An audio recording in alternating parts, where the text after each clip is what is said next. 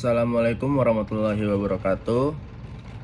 Jadi di video kali ini saya akan menjelaskan tentang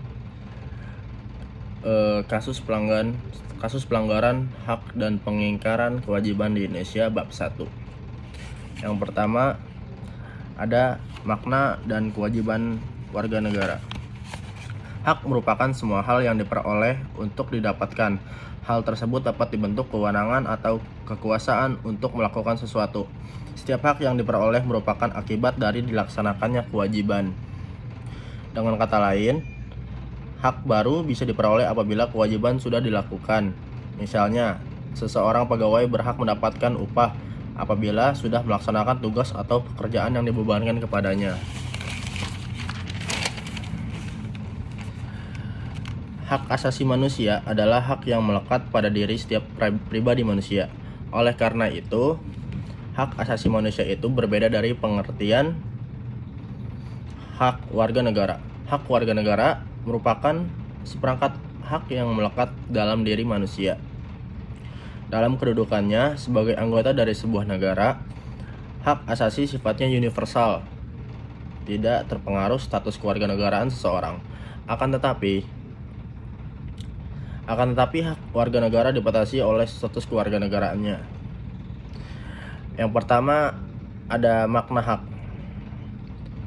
Hak adalah semua hal yang harus kamu peroleh. Menurut Notonegoro, hak adalah suatu kuasa untuk menerima atau melakukan suatu hal yang mestinya diterima atau dilakukan oleh pihak tertentu dan tidak dapat digantikan oleh pihak lain.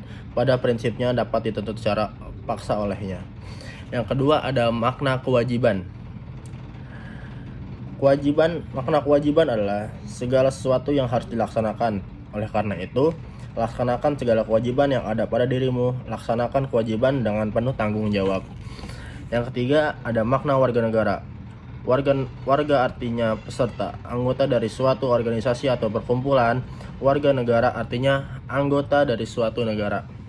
Menurut Kamus Besar Bahasa Indonesia, warga negara adalah penduduk sebuah negara atau bangsa berdasarkan keturunan,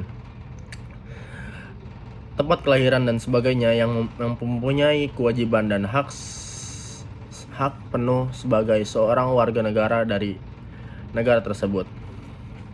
Sementara itu, menurut UU nomor 12/2006 tentang Kewarganegaraan Republik Indonesia pasal 4 disebutkan sebagai berikut.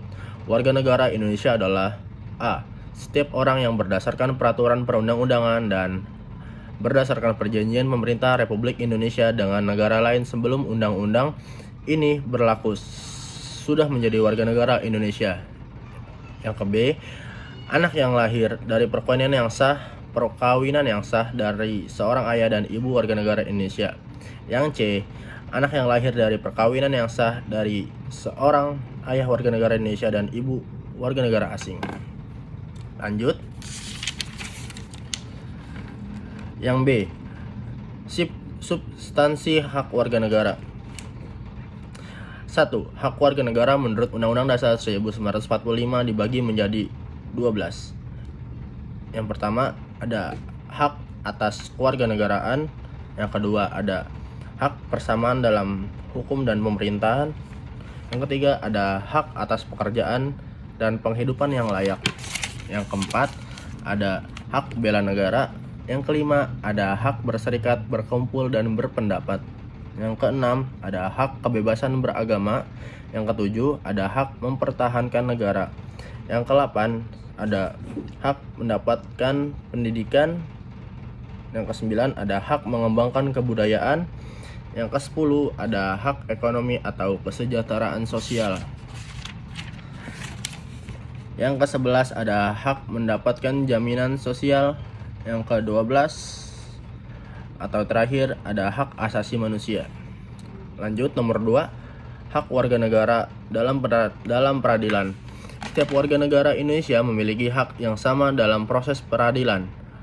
Hak asasi warga negara yang mendapatkan pengakuan dan perlindungan dalam Undang-Undang Nomor 4 Tahun 2004 tentang kekuasaan kehakiman ini adalah sebagai berikut. A. Yang pertama, hak untuk mendapatkan proses peradilan dengan cepat, sederhana, dan biaya ringan, serta bebas, jujur, dan tidak memihak dengan tidak membedakan orang, buka kurung, sama dan sederajat di depan hukum. B. Hak untuk diadili di pengadilan berdasarkan undang-undang dengan alat pembuktian yang sah menurut undang-undang. C. Hak untuk menolak dikenakan penangkapan, penahanan, penggeledahan, dan penyitaan jika tidak ada perintah tertulis dari kekuasaan yang sah dan menurut cara yang diatur dengan undang-undang. Lanjut, nomor 3, hak warga negara dalam proses pidana.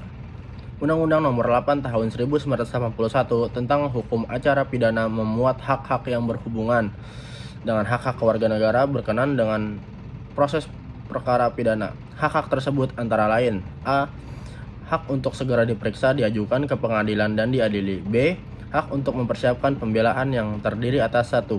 Hak untuk diberitahukan dengan jelas dalam bahasa yang dimengerti tentang apa yang dipersangkakan kepadanya pada waktu pemeriksaan dimulai. Nomor 2, hak untuk memberitahukan dengan jelas dalam bahasa yang dimengerti tentang apa yang didakwakan kepadanya. Yang C, hak untuk pemberian keterangan secara bebas kepada polisi atau hakim. Lanjut, masuk ke poin 4. Ada HAM dalam Pancasila dan pembukaan Undang-Undang Dasar 1945.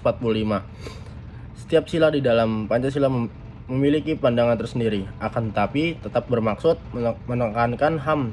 Berikut penjelasan setiap sila terhadap HAM. A. Ketuhanan yang Maha Esa.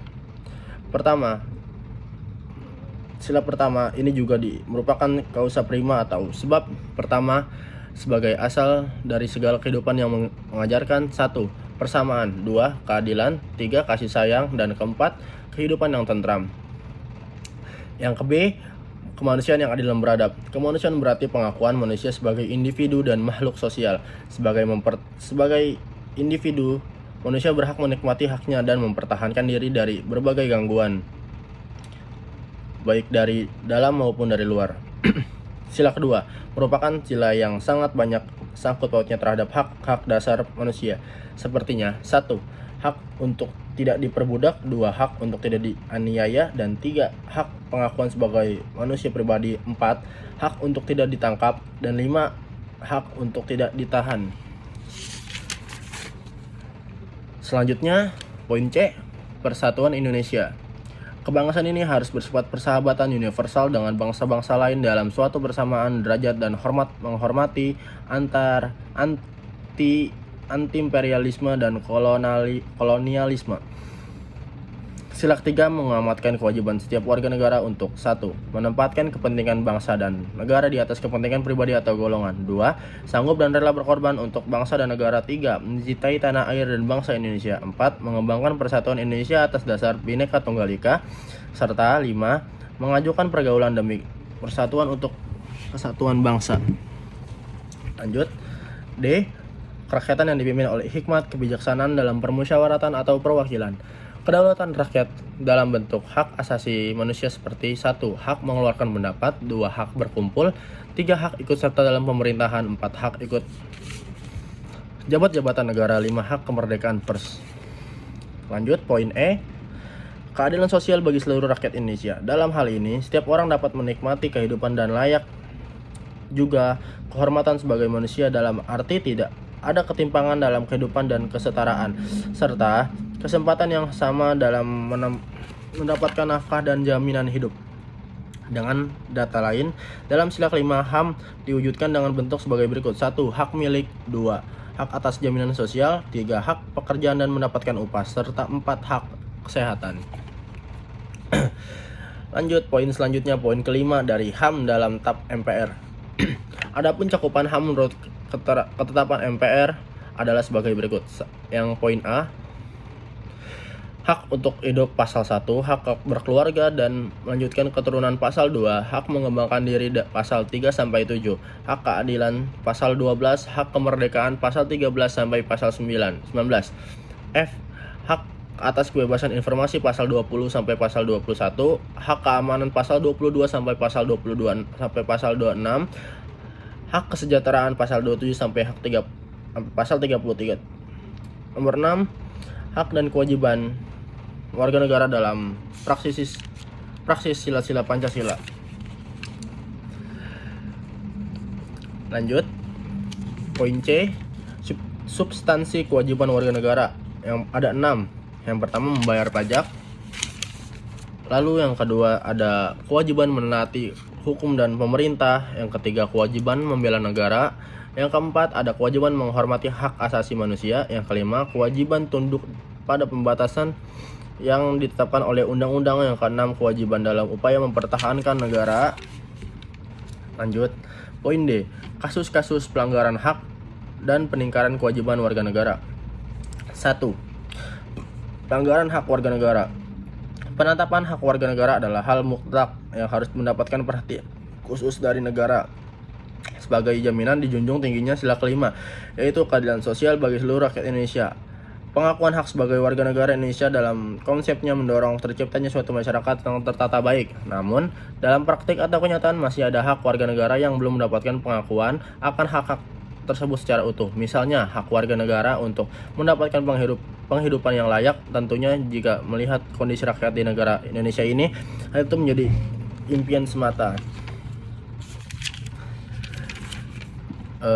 Lanjut, yang kedua, bentuk pelanggaran hak warga negara. Kalian tentunya pernah melihat para anak jalanan sedang mengamen di perempatan jalan raya. Mungkin juga pernah didatangi pengemis yang minta sumbangan. Nah, anak jalanan dan pengemis merupakan salah satu golongan warga negara yang kurang beruntung karena tidak bisa mendapatkan haknya secara utuh. Kondisi yang mereka alami salah satunya disebabkan oleh terjadinya pelanggaran terhadap hak mereka sebagai warga negara. Misalnya pelanggaran terhadap hak mereka untuk mendapatkan pendidikan sehingga mereka menjadi putus sekolah dan akibatnya mereka menjadi anak jalanan. Lanjut, yang ketiga, pengingkaran kewajiban warga negara. Salah satunya adalah membayar pajak. Kewajiban warga negara bukan hanya membayar pajak, tetapi masih banyak lagi bentuk lainnya seperti taat aturan, mengunjungi tinggi pemerintahan, dan bela negara. Lanjut, poin E, penanganan pelanggaran hak dan pengingkaran kewajiban warga negara. Berikut ini adalah beberapa cara untuk dapat digunakan untuk penanganan pelanggaran hak dan pengingkaran kewajiban negara terhadap hak-hak dasar warga negara, yaitu 1. Meningkatkan profesionalisme lembaga penegak hukum negara. 2. Menegakkan hukum secara adil, konsekuen, dan tidak diskriminatif. Yang ketiga, meningkatkan kerjasama yang harmonis antar kelompok atau golongan warga negara agar mampu saling memahami dan menghormati keyakinan dan pendapat masing-masing. Yang keempat, ada memperkuat dan melakukan konsolidasi demokrasi. Ya, itu saja yang bisa saya sampaikan. Kalau ada kesalahan kata, mohon dimaafkan. Sekali lagi, terima kasih. Wassalamualaikum warahmatullahi wabarakatuh.